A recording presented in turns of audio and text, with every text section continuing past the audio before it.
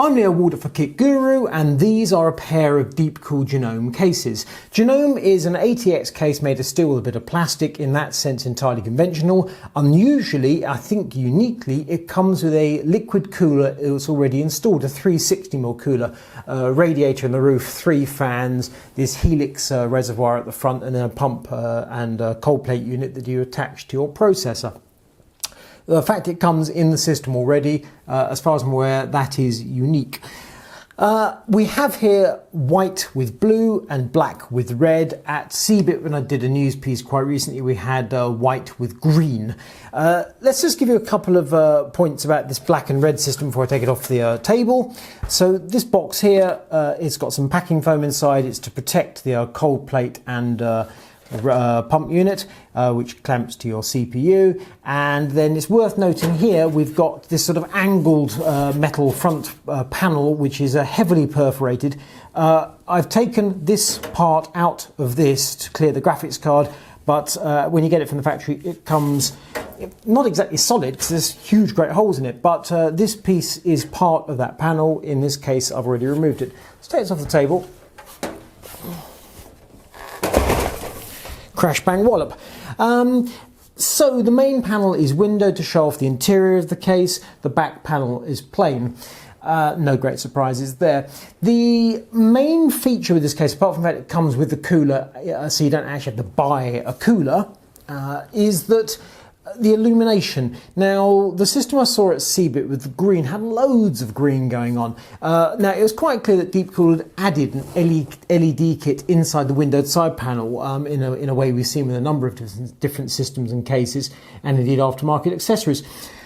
What I hadn't quite grasped was that Deepcool had also clearly added some LEDs behind the front panel, because actually the lighting in this system, which is toggled by this little switch here, button there, is really actually very restrained. There's a pulsing light inside the pump unit on top of the processor, exactly as we saw with their Captain cooler, and then there are a couple of LCD strings either side of the Helix reservoir at the front. But you can barely tell they're on. I thought there was going to be a lot of blur. I was actually a little bit worried because, after all, if you've got bright lights at the front, that can really, to distract you. But lighting inside the case or in the window, that's quite fun. And if the lights are at the front but kind of going backwards rather than coming at you from the front, that can be good as well. As things stand, it's rather underwhelming. I have pulled the front panel off just to make sure I wasn't missing something or a cable wasn't hanging loose, but it all looks to be exactly as intended.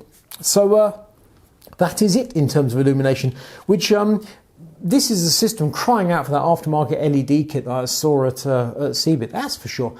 That looked really good. It's all right. But visually, the Helix reservoir rather looks quite pleasant. Obviously, the radiator's tucked out of sight. Photos on Kit Guru, there are 3 illuminated fans underneath running on the radiator, and then the fan at the rear is just a plain fan, no lights. Now, when I turn the system round, in the front, I've got tucked away there, you can see all the cables going to it, is a supplied Deepcool fan hub. So the 3 fans in the roof are connected to the hub. The hub then connects to the motherboard, rather than having to try and find connection points for all of those headers. That works well enough, no problems there. Reasonable access to the back of the motherboard. The hole is somewhat off-center, a bit peculiar, but it's not too bad. Why it's not quite more logically laid out, I'm not entirely sure. I think it's so they can add in these extra drive bays. Anyway, the hardware. There's a Seasonic Snow Silent 1050 watt power supply down the bottom, doing a sterling job. Obviously, part of this is white. It's a white case. We've got an Intel SSD there. Round on the business side of things, so we've got the Deepcool cooling system part of the case. I've got an Asus X79 Sabertooth motherboard. Processor is a bit of a beast. It's an AMD FX 9590. That's the 8-core, 5 GHz thing with a colossal TDP. I think 220 watts of memory. We've got some AMD Radeon DDR3 memory, and then a hulking great big Asus Strix R9 390 graphics card, which just impinges on this angled panel, so I've taken out the knockout panel to give it plenty of clearance.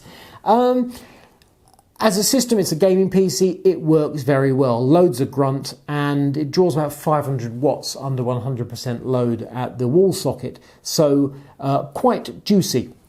The cooler managed this with absolute ease. The CPU idled at 32, went up to 68 under 100% load. GPU 42 idling after it had been working, let it cool down again, went up to 80 under load. Not massively surprising temperatures, and clearly the GPU cooling is just down to the airflow of the case and then it vents out the back, that's fine. CPU, that cooler worked very well, very, very quiet. It did get louder when it was really working hard, but only very slightly. It started off pretty much silent, it was audible. Impressive. Fixed power supply there, and then cable management it's not really great. There's a couple of things. The first thing is this sort of heavily perforated front panel here quite clearly doesn't hide anything. I'm not entirely sure what it's about. I think it's to support the motherboard tray. They've decided to add this metalwork in to give it some support. So it doesn't hide any cabling, it doesn't really get in the way, it doesn't cause any problems. I wouldn't say it's exactly visually appealing.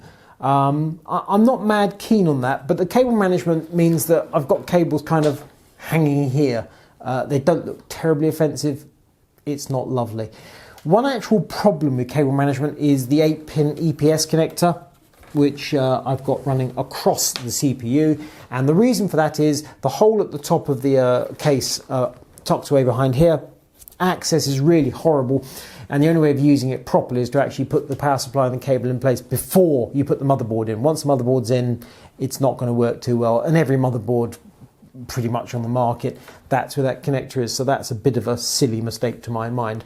Drive bays, we've got 2 3.5 bays down here, we've got 4 2.5 bays there, and I think that's the reason why the motherboard hole back axis is off center, is so they can add a couple of SSD bays there. No problem, obviously. I don't think it's necessary. Were there one bay and it was vertical and that access hole was moved across a tad, I think that would be helpful. As things stand, I cannot complain about drive bays, that's for sure. Quality of the steelwork, bit questionable. When I was putting in the motherboard standoffs, I had to, you have to install them all, numerous installed at the factory.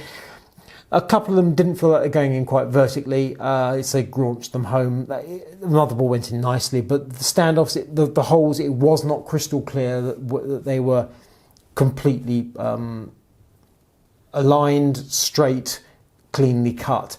Standoffs went in, but I wasn't particularly happy. Side panels going on and off, equally, kind of bit of welly required to get them off. I think that's more down to the paint than the steel, however. First time they came off, bit of oof. When they went back on quite easily. The front panel mounts on 6 plastic pins. That required a bit of oomph to get it off, to have a look behind. Not as much to see. I just wanted to check the lighting system, as I mentioned. You can, if you choose, add a fan at the front up to 200mm. Absolutely no need. There's a bit of sort of weird blanking-y plate kind of thing going on in there as well, which I don't quite understand, but not a problem. And then you can take the top off if you want to have a look at your radiator, not there's any need.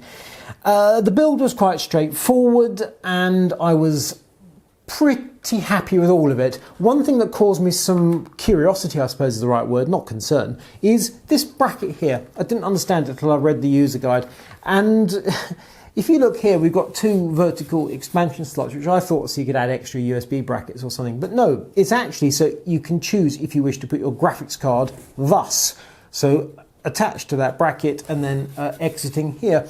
But Deepcool says in the user guide that will require a PCS riser card sort of cable to plug into the PCI Express slot and then connect to the graphics card, so it actually works. But they don't include that cable. They say in the user guide, we do not include the cable. Why they don't, I do not understand, because if they did, I don't particularly want to mount my graphics card like that, but it looks visually more interesting like that than it does horizontal, so why not? But no cable. So that's a bit strange. Now, you might think that's a cost-cutting feature, and if so, well, that's a reasonable thing to think. The thing is, this is not a cheap case. In the UK, Genome is £229. Now, if we say that this Captain-style cooler with 360mm radiator and this Helix reservoir, let's call it £129. I think Captain 360 is about 99 from memory.